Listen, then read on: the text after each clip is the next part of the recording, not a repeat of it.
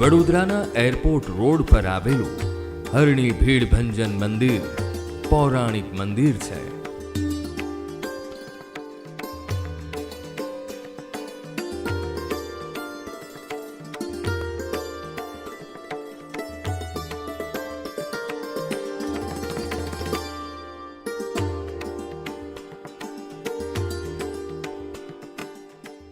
હનુમાનજીના આ મંદિરની દ્વાપર અને ત્રેતા યુગમાં સ્થાપન થયું હોવાની માન્યતા છે. રામાયણ અને મહાભારતમાં ભગવાન શ્રી કૃષ્ણ અને શ્રી રામ બંને પધાર્યા હોવાનો ઉલ્લેખ જોવા મળે છે.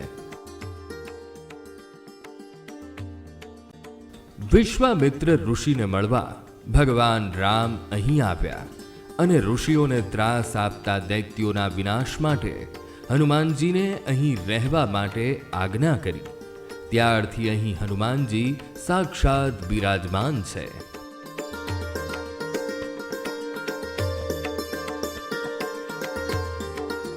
મંદિરના દ્વાર સવારના 5 વાગે ખુલે છે અને રાતના 12 વાગ્યા સુધી દર્શનાર્થીઓ દાદાના દર્શનનો લાભ લે છે.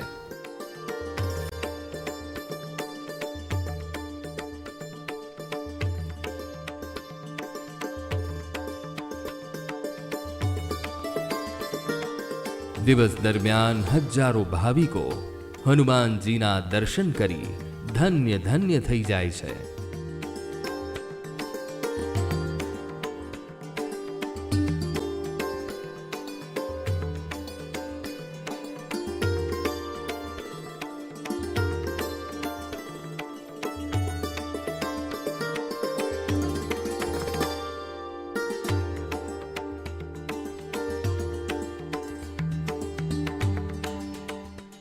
એક તો કલિયુગ કેવલ હરિગુણ ગાના, એ સૂત્ર જે આજે આખા દેશની અંદર પ્રભુના ગુણગાનની વાતો થઈ રહી છે. અને કલિયુગની અંદર અત્યારે પ્રવાહ પરમાત્મા તરફનું અને ખાસ કરીને યુવા પેઢી બહુ જ વધી રહી છે. હું ઘણા ટાઈમથી જોઈ રહ્યો છું કે યુવાનો વધારે આવી રહ્યા છે મંદિર તરફ. અને એની પાછળનું એવું છે કે શ્રદ્ધા હવે ધીરે ધીરે જે લુપ્ત થઈ ગઈ એ પ્રગટ થઈ રહી છે. વિશ્વાસ પ્રગટ અને પરમાત્મા સનાતન સંસ્કૃતિ જાગૃત થઈ રહી છે. જે મૂળે અનુક પરિબળો દબાઈ હતી પણ હવે જાગૃત અને જાગૃત થવાના કારણે કે પોતાની શ્રદ્ધા, પોતાનો વિશ્વાસ, પોતાની ભક્તિના પરિણામોના કારણે આ વસ્તુ લોકોની અંદર જાગૃત થઈ છે. અને લોકો ઘણા મને કહે છે કે અમારા મંદિર કે મારે આ મુશ્કેલીથી દાના પાઠ કર્યા, રામ નામના લેખની કરી અને મારું કામ થઈ ગયું. હનુમાનજીના મંદિરમાં દાદાની પ્રતિમા વાનર સ્વરૂપે હોય છે, પણ ભીડભંજન હનુમાન દાદાના મંદિરમાં તેમની પ્રતિમા મનુષ્ય સ્વરૂપે છે. એટલે ભીડભંજન હનુમાન મંદિર દેશના બીજા હનુમાન મંદિરો કરતા અલગ છે. સ્કંદ પુરાણના શ્લોકોના આધારે કહેવાય છે કે અનંત કોટી વર્ષ સુધી વિશ્વામિત્રી નદીના કિનારે રહેવા હનુમાનજીને આજ્ઞા કરવામાં આવી છે અને વીર હનુમાનજી મહારાજ અહીંયા બિરાજમાન થયા છે. ભક્તોની કષ્ટરૂપી ભીડને દૂર કરતા હોવાથી ભીડભંજન હનુમાન દાદા નામ પડ્યું છે. શ્રી રામ ભગવાનની 11 બ્રહ્મ વર્ષ સુધી આ સ્થળ પર મુકામ કરવાની આજ્ઞાને અનુસરી દાદા ભક્તોની રક્ષા કરી રહ્યા છે.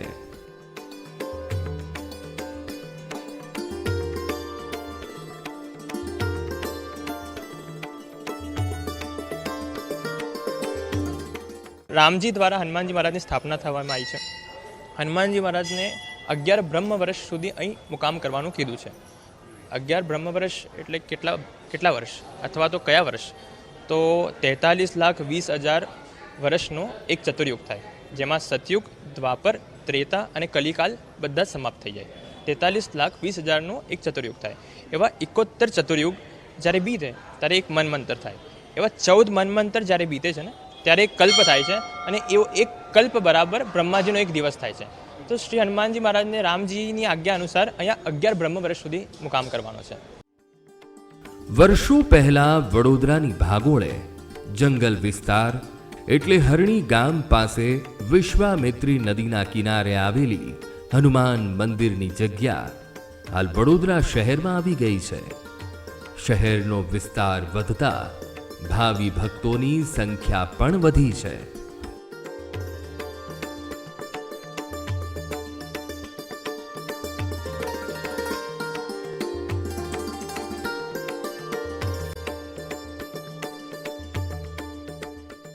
વડોદરા અને દેશના અન્ય રાજ્યમાંથી આવીને વડોદરામાં વસતા શહેરવાસીઓ હનુમાનજી દાદાના સુંદર કાંડમાં બેસે છે ત્યારે તેમને હનુમાનજીનો સાક્ષાત્કાર થયાનો અનુભવ થાય છે.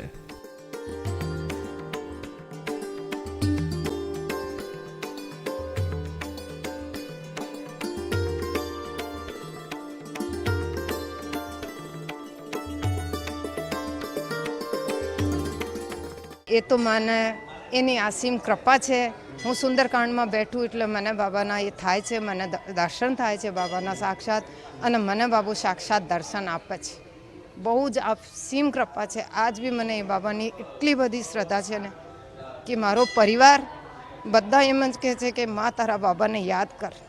આજ મેં મારા પિયરમાં હું આજે જ આવી છું. સવારે મારો ભત્રીજો બહુ સિરિયસ થઈ ગયો છો, હોસ્પિટલમાં હતું.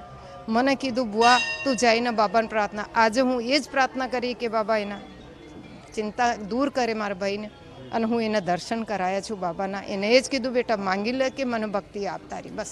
અને એ જ માંગુ છું એ બાબાથી, બીજું મને કંઈ નહીં જોતો બસ. હનુમાનજીને ચિરંજીવી દેવ માનવામાં આવે છે. રામ અવતાર અને કૃષ્ણ અવતારમાં બંને વખતે આ ધરતી પર ભગવાન પધારેલા છે તેવા પુરાણોમાં ઉલ્લેખ છે. કળિયુગના જીવતા જાગતા દેવ હનુમાનજી પ્રત્યેની શ્રદ્ધા વર્ષો જૂની છે. ભાવિ ભક્તો 3 પેઢીથી નિયમિત દાદાના દર્શને આવી કુટુંબની સુખ શાંતિ અને સમૃદ્ધિ માટે પ્રાર્થના કરી હનુમાનજીના આશીર્વાદ મેળવી ધન્ય થાય છે.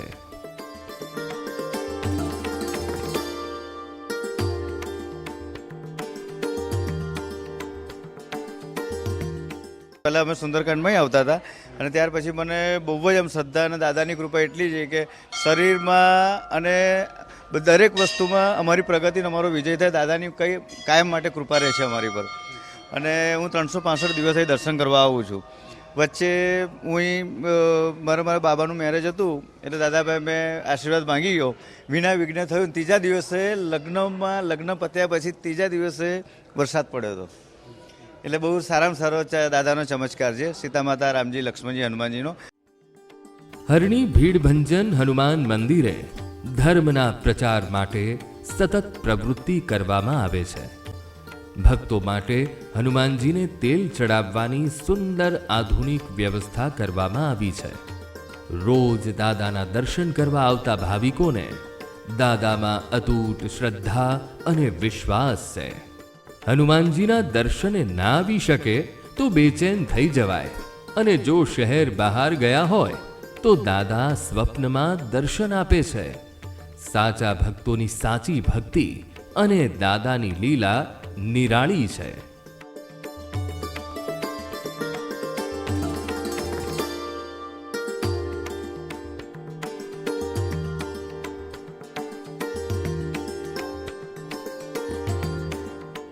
पिछले 10 सालों से मंदिर आ रहे हैं, कम से कम 10-11 साल हो गए हमको मंदिर आते हुए, और बहुत इनमें हमको बहुत श्रद्धा है. और इससे भी ज़्यादा श्रद्धा गुरुजी में है. इन लोगों के रख रखाव में हमको बहुत ज़्यादा, मतलब बहुत ज़्यादा है. हाँ, मतलब यहाँ आए बिना हमको मतलब रह नहीं सकते, कितने भी बिजी हो, कुछ भी हो, बट यहाँ दर्शन किए बिना हमको चैन नहीं आता है.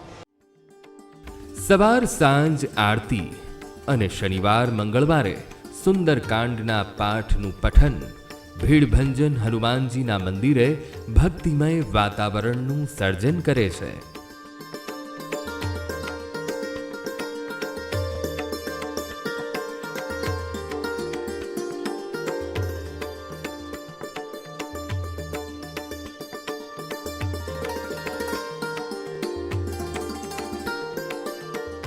કોરોના કાળમાં પરંપરા અનુસાર ભક્તો અને સમાજની સુખ શાંતિ સમૃદ્ધિ માટે પ્રાર્થના કરવામાં આવી હતી.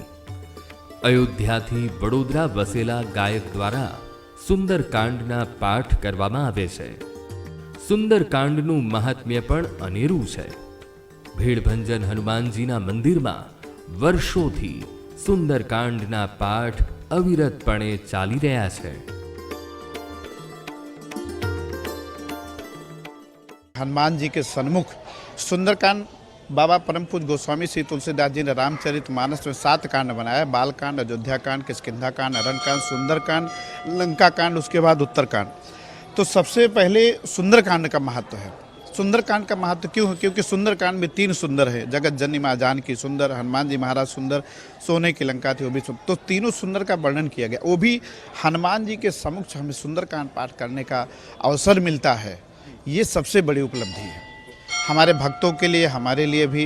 और जितनी यहाँ पे पब्लिक आती है, शाम को करीब 1000-1500 पब्लिक होती है सुंदरकांड में, तो भगवान के लिए, दादा के लिए आती है, हनुमान जी के समक्ष. और ऐसा बड़ौदा खाते में कहीं नहीं होता. ભીડભંજન હનુમાનજીના મંદિર પરિસરમાં શિવલિંગ પૂજા અને શનિદેવની પણ સ્થાપના કરવામાં આવી છે. કળિયુગમાં ચિરંજીવી દેવ હનુમાનજીના ભક્તોમાં વધારો થઈ રહ્યો છે. ત્યારે વડોદરાના હરણીમાં આવેલા ભીડભંજન હનુમાન ભક્તોની આસ્થાનું કેન્દ્ર બન્યા છે અને ભગવાન રામના ભક્ત હનુમાનજી ભાવિકોની મનોકામના પૂર્ણ કરી રહ્યા છે.